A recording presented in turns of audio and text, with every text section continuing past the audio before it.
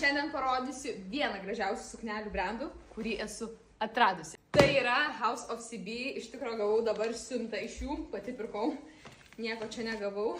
Šitą brandą esu jau kuris laikas, nežinau, gal prieš kokius porą metų atradusi ir man jis labai patinka, jeigu ieškot apskritai suknelės, kuri įleminuotų pačią figūrą ir atrodytų tikrai viskas idealiai, net ir toms merginoms, kurios turi mažą krūtinę. Kitą savaitę išskrendu į Italiją, tai reikia kažko tokio itališko.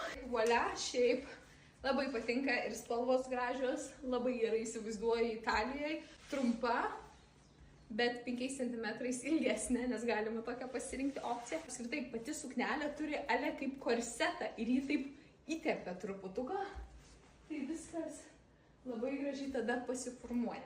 Kadangi šitos ir raštas, ir spalva, ir modelis patinka, tai galim kirpti ir pasilikti. Vieną nusipirkau. Tai tokie net užvarstomi raišteliai, tai gal net prabangiau atrodo.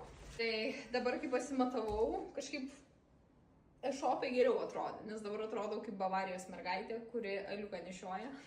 Ir nežinau, už tiek, kiek moku, nežinau, ar tiek nešiosiu. Šiaip visa šita dalis tikrai ir graži, ir visa kita man patinka.